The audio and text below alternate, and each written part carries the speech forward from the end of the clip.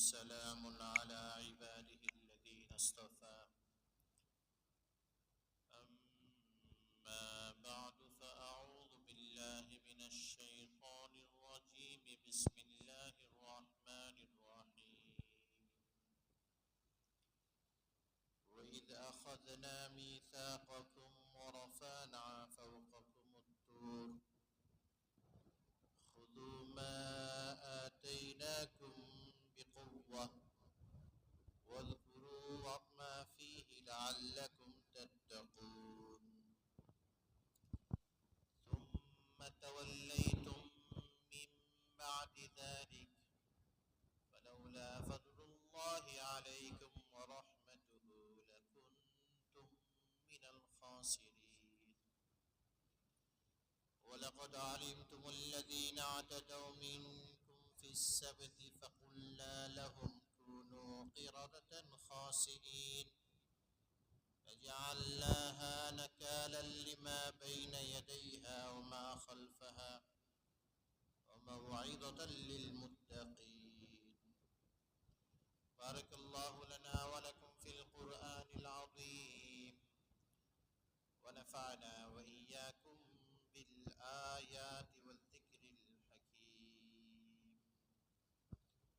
درود شريف পড়ি اللهم صل على محمد وعلى آل محمد كما صليت على إبراهيم وعلى آل إبراهيم إنك حميد مجيد اللهم بارك على محمد وعلى آل محمد كما باركت على إبراهيم وعلى آل إبراهيم إنك حميد مجيد আজকের জুমা পর্ব বয়ানের মজলিসে সমবেত মুসল্লিয়ানি কেরাম, সম্মানিত মুরব্বী সাহেবান, আল্লাহ রাব্বুল আলামিনের আলিশান দরবারে অসংখ্য অগণিত শুকরিয়া জ্ঞাপন করছি, যিনি আমাদেরকে জুমার নামাজ আদায় করার জন্য আল্লাহর ঘর মসজিদে আসার বসার তৌফিক দান করেছেন। আল্লাহর এই নিয়ামতের শুকরিয়া আদায়ের লক্ষ্যে অন্তরের অন্তঃস্থল থেকে একবার কালিমাতুশ শুকর আদায় করি, আলহামদুলিল্লাহ। পবিত্র কোরআনের সবচেয়ে বড় সূরা হলো সূরাতুল বাকারা, যে সূরার মধ্যে 286টা আয়াত আছে।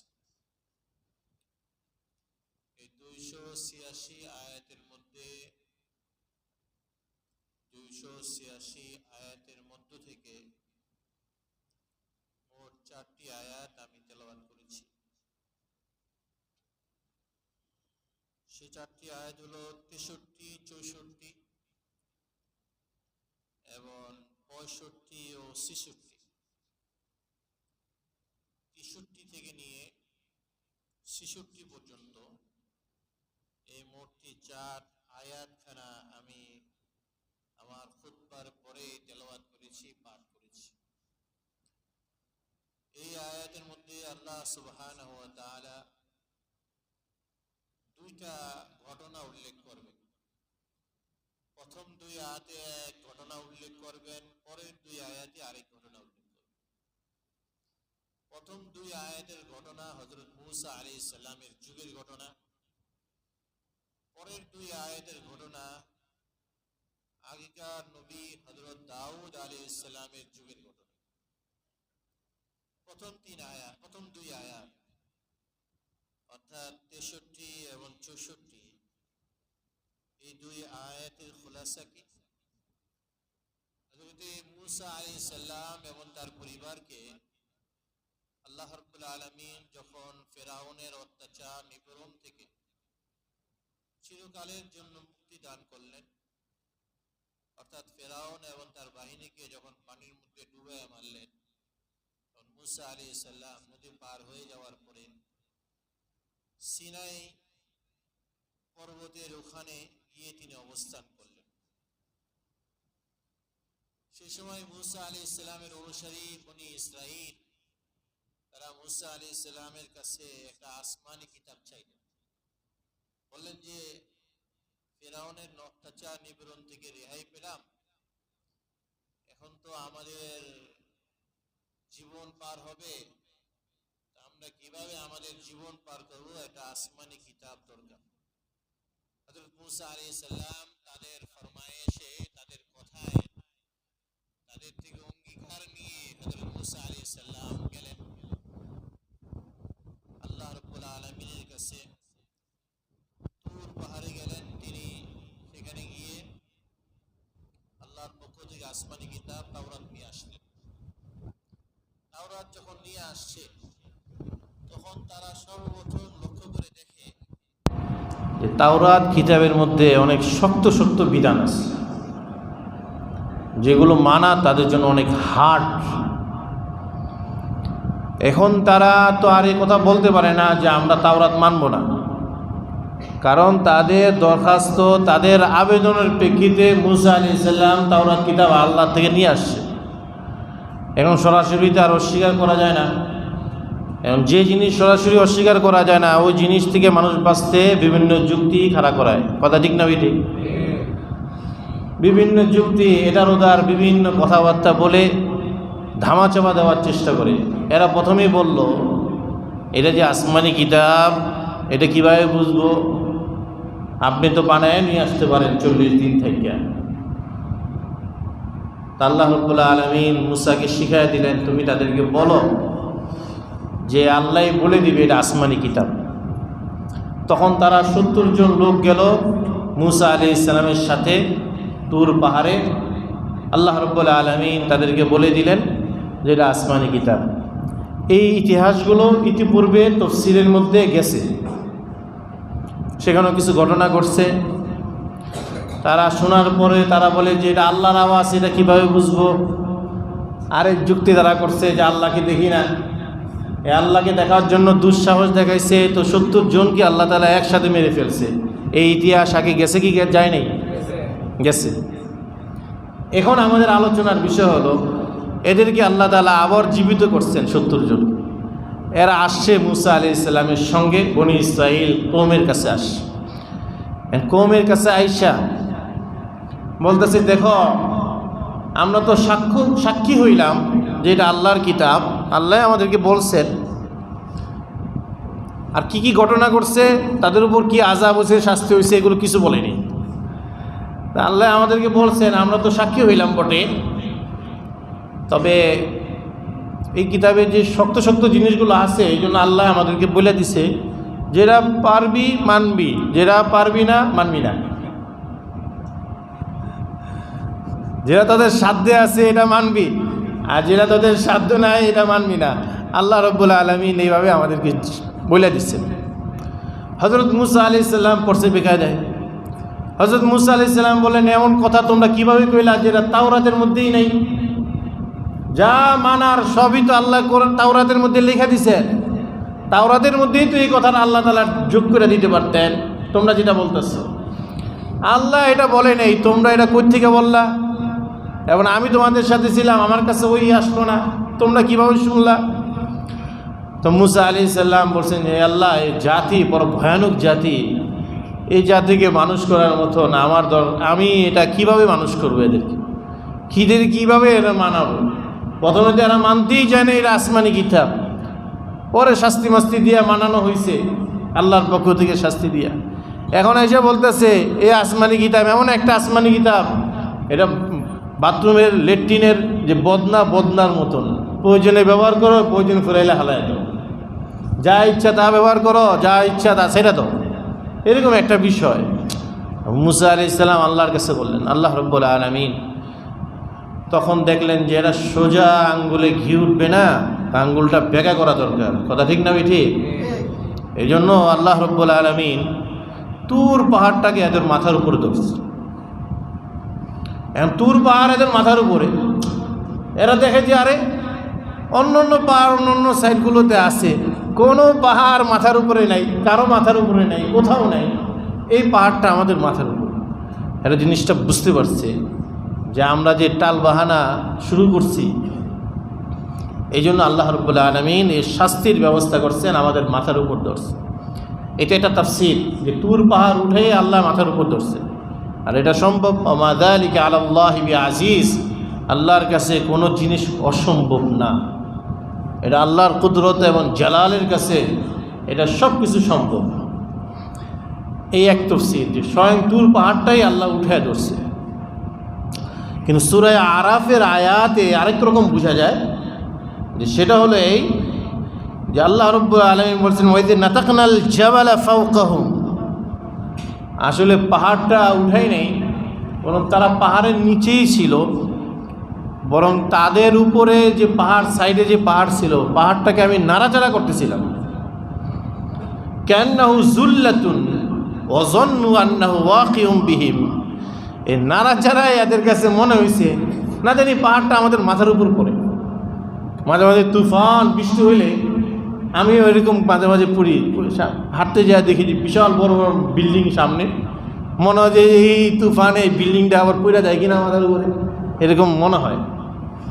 তো এরা এই তাফসীর দ্বারা বোঝা যায়, পরবর্তী তাফসীর দ্বারা বোঝা যায় যে পাহাড়টা এদের মাথার উপর ধরে নেই, বরং পাহাড়টা আল্লাহ তাআলা তাদের পাশে, ওই যে নাতাকনাল জাবালা ফাওকাহুম, নাতাক শব্দের অর্থ হলো ধরে নাড়াচাড়া করা। আল্লাহ পাহাড়টাকে এমনি নাড়াচাড়া করতেছিলেন। কান্নাহু যুল্লাতুন, এরা ধারণা করছিল যে এই পাহাড়টা আমার ছায়ার মতন আমাদের মাথার উপর আসবে। ওয়াজান্নু, এবং তাদের ধারণা আরও গভীর হয়েছে, আন্নাহু ওয়াকিউম বিহিম, যে পাহাড়টা তাদের উপরেই পড়ে যাবে, এমন এক পরিস্থিতি। আল্লাহর কাছে বলছে, আল্লাহ আমরা কি করতে পারি? তো দুইটা তাফসীর দাঁড়াইলো, একটা হলো পাহাড়ও আল্লাহর মাথার উপর ধরছে তাদের, আর একটা হলো পাহাড়টা তাদের মাথার পাশে নাড়াচাড়া হইতেছিল। যে কোনো তাফসীর সহিহ হতে পারে। তা আল্লাহ তাআলার কাছে বলছে, আল্লাহ আপনি কী করুন? আল্লাহ বলছেন যে এটা কী কারণে হয়েছে সব কিছু তো বুঝো। খুযু মা আতাইনাকুম বিকুওয়া, সব যুক্তি তর্ক বাদ দিয়া আমার নবী মূসা তোমাদের কাছে যে তাওরাত নিয়ে আসছে এটা শক্তভাবে ধরো, তাওরাতের বিধানগুলো শক্তভাবে ধরো। ওয়াজকুরু মা ফীহি লাআল্লাকুম তাত্তাকুন, এবং তাওরাতের মধ্যে যে সমস্ত আলোচনাগুলো আমি করছি এগুলো স্মরণ করো। স্মরণ করার মতলব কি? হযরত মুফতি সঈদ আহমদ পালনপুরি রহমতুল্লাহ আলাই তিনি লিখছেন, जिक्र से मुराद अमल है क्योंकि गुज़श्ता किताबों को हिफ्ज़ नहीं किया जाता था। তাওরাতে যা বিধিবিধান আছে এগুলোকে স্মরণ করো। স্মরণ করার অর্থ হলো এগুলোর উপর আমরা আমল করো। স্মরণ করার অর্থ যদি স্মরণ করাই ধরা হয় তাহলে অর্থই দাঁড়াবে যে তাওরাতে তোমরা মুখস্থ করো, মুখস্থ করে মাঝে মাঝে তাওরাত পড়ো, স্মরণ করো। অথচ আসমানি কিতাব কোরআন সারা গুজাস্তা কিতাবু কো হিফজ नहीं किया जाता था। আসমানি কিতাব কোরআন সারা আগের যত আসমানি কিতাব ছিল কোনো কিতাব দুনিয়ার মধ্যে কেউ হিফজ করতো না, কেউ হাফেজ হইতো না। কোনো আসমানি কিতাবের কোনো হাফেজ না তৎকালীন যুগে পাওয়া গেছে না বর্তমান যুগে আছে। কিন্তু কোরআন নাজিল হওয়ার পর থেকে আজ অবধি বলকে কিয়ামত পর্যন্ত আসমানি কিতাব প্রতি যুগে প্রতি স্থানে কেউ না কেউ হিফজ করতেছে। তো এই জন্য আল্লাহ রাব্বুল আলামিন এই আয়াতগুলোর মধ্যে বলেন, ওয়াইদ আখাযনা মিসাকাকুম, আর তোমরা স্মরণ করো যে আমি বনি ইসরায়েলদের থেকে যখন অঙ্গীকার নিলাম, যে বনি ইসরায়েলরা বলল যে আমরা আসমানি কিতাব মানব, যখন আমরা অঙ্গীকার নিলাম, ওয়া রাফা'না ফাওকাকুম আত-তুর, অঙ্গীকার নেওয়ার পরে এরা আর আসমানি কিতাব মানল না, তখন আমি তাদের উপর তুর পাহাড়টাকে তাদের উপর চেপে ধরলাম। ওয়া রাফা'না ফাওকাকুম, তাদের উপর চেপে ধরলাম তুর পাহাড়টাকে। দুটা তাফসীর বললাম, যে একটা হলো স্বয়ং তুর পাহাড়টা তাদের মাথার উপরে, একটা তাফসীর। আরেকটা তাফসীর হলো যে তুর পাহাড়টা মাথার উপর না, তুর পাহাড়টা পাশে নাড়াচাড়া করতেছিল, মনে হয়েছিল যে তাদের মাথার উপর পড়বে। এই যে দুইটা তাফসীর বললাম, কোন তাফসীরটার ব্যাপারে মোটামুটি ধারণা শক্ত করা যায়? হযরত শেখুল ইসলাম মুফতি মোহাম্মদ তকি উসমানী তার কিতাব তাফসীরে তাওজিউল কোরআনের মধ্যে লিখছেন যে মুফাসসিরদের মধ্যে শ্রেষ্ঠ মুফাসসির ছিলেন কে বলেন? মুফাসসিরদের মধ্যে শ্রেষ্ঠ মুফাসসির কে ছিলেন বলেন? আপনারা জানেন? কেউ বলেন? জি এই জন্য বলছিল, একটা আওয়াজ হয়েছিল। হযরত আব্দুল্লাহ ইবনে আব্বাস রাদিয়াল্লাহু তাআলা আনহু মুফাসসিরদের মধ্যে উনি শ্রেষ্ঠ মুফাসসির ছিলেন। বুখারী শরীফে 21 নম্বর পৃষ্ঠায় হযরত ইমাম বুখারী রাহমাতুল্লাহি আলাইহি হাদিস আনছেন, বাবু কওলিন নবী সাল্লাল্লাহু আলাইহি ওয়াসাল্লাম আল্লিমু আল্লাহুম্মা আল্লিমুল কিতাব ওয়া ফাক্কিহু ফিদ্দীন। যে 21 নম্বর পৃষ্ঠায় ইমাম বুখারী হাদিস আনছেন যে আল্লাহ তাআলা একবার হযরত আব্দুল্লাহ ইবনে আব্বাসের উপর খুশি হয়ে গেছেন। কেন খুশি হয়েছেন? দুইটা ঘটনা মুফতি সাঈদ আহমদ পালনপুরি বুখারীর গ্রন্থ তুহফাতুল কারির মধ্যে লিখছেন। ওই ঘটনা এখন বলবো না, লম্বা হয়ে যাবে। হযরত আব্দুল্লাহ ইবনে আব্বাসের দুইটা কাজ খুব পছন্দ করছেন আল্লাহ রাসূল। পছন্দ করে দোয়া করছে, আল্লাহুম্মা আল্লিমুল কিতাব ওয়া ফাক্কিহু ফিদ্দীন। হে আল্লাহ, আপনি কিতাবুল্লাহ কোরআন শরীফ, এই কোরআন শরীফের ইলম ফাকাহাত এটা তাকে দান করেন। এই দোয়ার পরে সমস্ত সাহাবায়ে কেরাম দেখেন যে আয়াত সাহাবায়ে কেরাম বুঝতেন না, তারা আরবি জানতেন কিন্তু বুঝতেন না, সেই আয়াতের সুন্দর একটা ব্যাখ্যা হযরত আব্দুল্লাহ ইবনে আব্বাস রাদিয়াল্লাহু তাআলা দ্বারা করেন। এর থেকে সাহাবায়ে কেরাম তখন বললেন, ফিনা রাইসুল মুফাসসিরিন ইবনু আব্বাস, আমাদের মধ্যে সবচেয়ে বড় মুফাসসির হলো আব্দুল্লাহ ইবনে আব্বাস রাদিয়াল্লাহু তাআলা। এই জন্য হযরত মাওলানা মুফতি মুহাম্মদ তকি উসমানী দামাত বারাকাতুহুম তার কিতাব তাফসীরে তাওজিহুল কোরআনের মধ্যে লিখছেন, ইবনে আব্বাসের মত এটা যে আল্লাহ তাআলা বনি ইসরায়েলের উপরে তুর পাহাড় ধরছেন। আল্লাহর জন্য কোনো পাহাড় নাড়াচাড়া করার দরকার নেই, আল্লাহর কুদরতের দিকে তাকাইলে বোঝা যায়। আর ইবনে আব্বাসের মত যেহেতু এটা, এর দ্বারা বোঝা যায় যে আল্লাহ তাআলা স্বয়ং পাহাড়টাকে তার মাথার উপর ধরছে। তা আল্লাহ রাব্বুল আলামিন বলেন, যখন আমি মাথার উপর ধরলাম তখন তাদেরকে বললাম, খুযু মা আতাইনাকুম বিকুওয়া, শক্ত করে ধরো, আমি তোমাদের কাছে যে তাওরাত দিছি এটাকে তোমরা শক্ত করে ধরো। এমন না যে যেটা ভালো লাগে এটা মানবা, যেটা খারাপ লাগবে এটা ছেড়ে দিবা। এই সুবিধাবাদ জিন্দাবাদের বিধান ইসলামী কোনো নবীর কোনো শরীয়তের মধ্যে ছিল না। ওযকুরু মা ফীহি, আর এই তাওরাতের মধ্যে যা আছে সেগুলোকে স্মরণ করো, অর্থাৎ এগুলোর উপর তোমরা আমল করো, লাআল্লাকুম তাত্তাকুন, এগুলো যদি আমল করতে পারো তোমাদের ভিতরের নোংরামি দূর হবে। লাআল্লাকুম তাত্তাকুন, তোমরা সত্যিকারে মুত্তাকি হতে পারবা, তোমরা আসলে আল্লাহকে ভালোবাসতে পারবা। আল্লাহর দরদ, আল্লাহর মহব্বত, আল্লাহর ভালোবাসা, আল্লাহর ভয় এটা তোমাদের দিলের মধ্যে পৈতে হবে।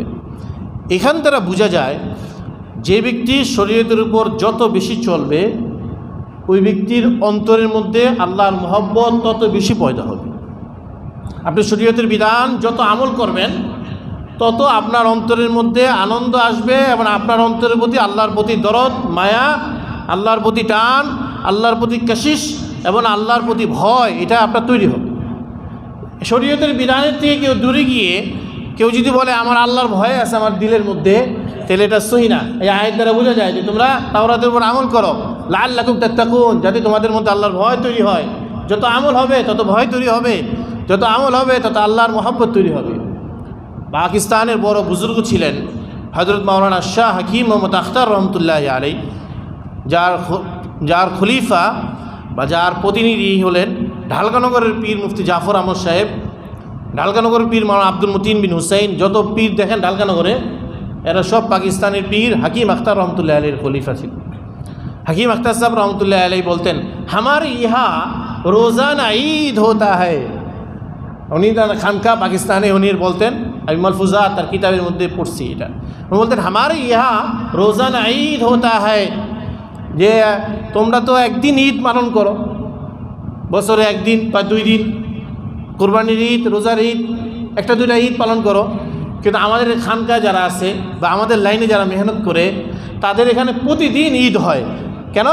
এরা প্রতিদিন আল্লাহর বিধান পালন করে, আর আল্লাহর বিধান পালন করার মধ্যে তাদের দিলের মধ্যে এরকম আনন্দ লাগে যেমন নাকি তোমরা ঈদের দিন পেয়ে যেমন আনন্দ পাও। এ দ্বারা বোঝা যায় যে মানুষ যত দিনের প্রতি চলতে থাকবে তখন তাকে নিয়ে অন্যান্য মানুষের আফসোস থাকতে পারে, কিন্তু তার ব্যক্তির মধ্যে কোনো কি নাই, আফসোস নাই। এই জন্য সাহাবায়ে কেরামকে নিয়ে অন্যান্য কাফেররা আফসোস করতো কি এরা চটের জামা পরে, এরা বেখেয়ালে থাকে, কিন্তু তাদের নিজের মধ্যে কোনো আফসোস ছিল না। তারা নিজেদের মধ্যে ফুর্তি ছিল, আনন্দ ছিল, তাদের মধ্যে নিজেদের মধ্যে একটা মজা ছিল। তারপরে আল্লাহ রাব্বুল আলামিন বলেন সুম্মা তাওয়াল্লাইতুম মিন বাদি যালিক, এরপরও আমি তোমাদেরকে এভাবে শাস্তি দেখানোর পরেও, তুর পাহাড় দেখানোর পরে, আমি তোমাদেরকে বলার পরেও, এরপরও তোমরা আবার এই তাওরাত থেকে তোমরা সরে যাও, আবার মুসাকে বিভিন্ন যুক্তি দিয়ে মুসাকে কষ্ট দাও, বিভিন্নভাবে তুমি মুসাকে নাজেহাল করো। ফালাউলা ফজলুল্লাহি আলাইকুম ওয়া রাহমাতুহু লাকুনতুম মিনাল খাসিরিন, ওই সময় যদি আল্লাহ তাআলা তোমাদের উপর অনুগ্রহ না করতেন এবং আল্লাহ যদি তোমাদের উপর দয়াময় না করতেন, লাকুনতুম মিনাল খাসিরিন, তাহলে ওই পাহাড়টা কিন্তু ছেড়ে দিলে তোমরা সব বিনিশ হয়ে যেত, সব ফিনিশ হয়ে যেত, বিনাশ সব ফিনিশ হয়ে যেত তোমরা সেখানে। কিন্তু আল্লাহ তাআলা তখন দোয়া করছেন, মায়া করছেন, কিন্তু এই মায়া করার পরে তোমরা এটা মনে করো না, বিপদ চলে যাওয়ার পরে তোমরা আর আমি আল্লাহকে মনে করো না। এই তো মুসা আলাইহিস সালামের জমানার ঘটনা একটা গেল। এবার হয়তো দাউদ আলাইহিস সালামের ঘটনা পরবর্তী 2 আয়াতে, পবিত্র কোরআনের সূরা বাকারার 65 এবং 63 নম্বর আয়াতে। হয়তো দাউদ আলাইহিস সালামের জমানায় দাউদ আলাইহিস সালামের উম্মত তারা একটা সাগরের পাশে থাকতো, সাগর পারে তাদের বাসিন্দা ছিল, তাদের বসবাস ছিল, তারা সাগর পারে তারা থাকতেন। তো তারা যখন সাগর পারে থাকতেন তখন আল্লাহ তাআলা তাদেরকে ইবাদতের দিন হিসাবে নির্ধারণ করছেন যে ওই দিন শুধু ইবাদত করবা, দুনিয়াবি কোনো কাজ করবে না। সেই দিনটা ছিল শনিবার। ইবাদতের দিন দাউদ আলাইহিস সালামের জমানায় কোন দিনটা ছিল? শনিবার ছিল। শনিবারে তোমরা সির্ফ ইবাদত করবা, কোনো কাজ করবে না, শুধু ইবাদতের মধ্যে তোমরা পার করবা।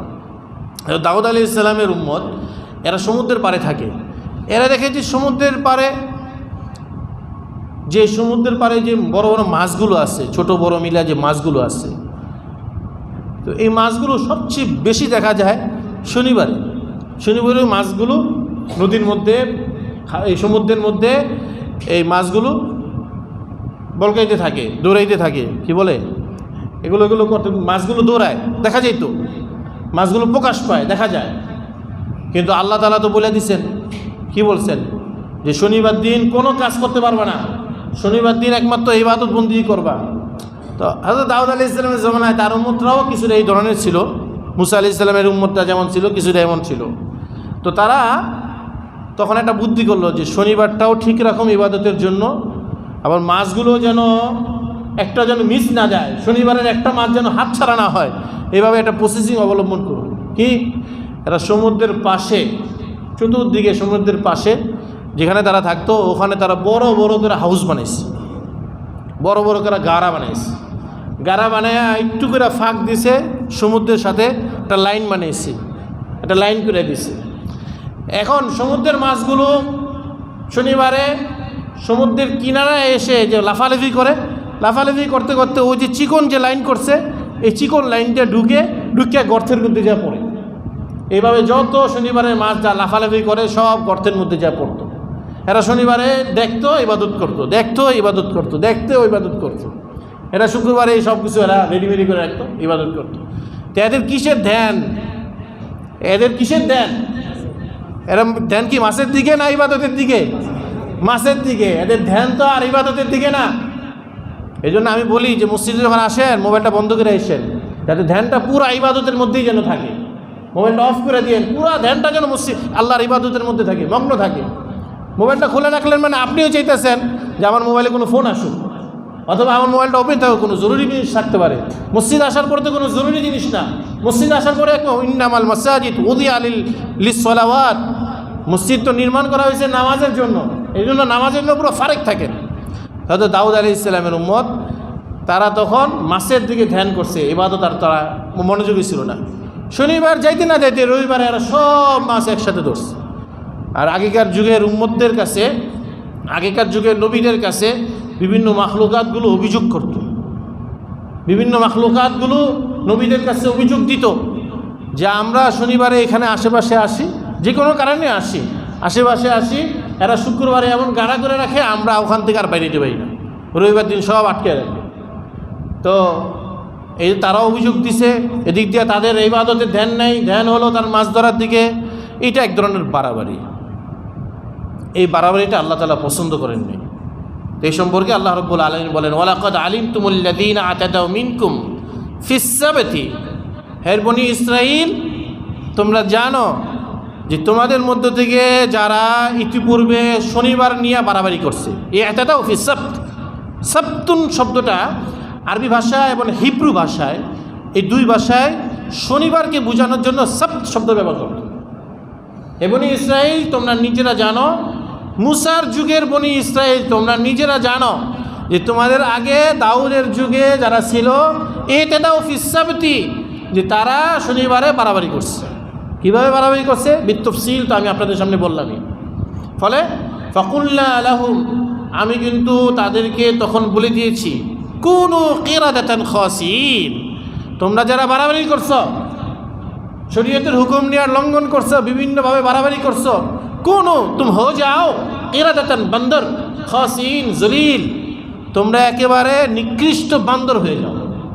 বলে আল্লাহ তাআলা ওই দাউদ আলাইহিস সালামের যারা এগুলো করছে তাদেরকে এমন বান্দর বানাইছে, ওই বান্দরগুলো যদি প্রাকৃতিক যে বান্দরগুলো আছে এগুলোর সাথে পশু পাখির বান্দরের সাথে যেমন লাগতো, তো পশু পাখির বান্দরগুলো এই বান্দরগুলো দেখে চলে যেত।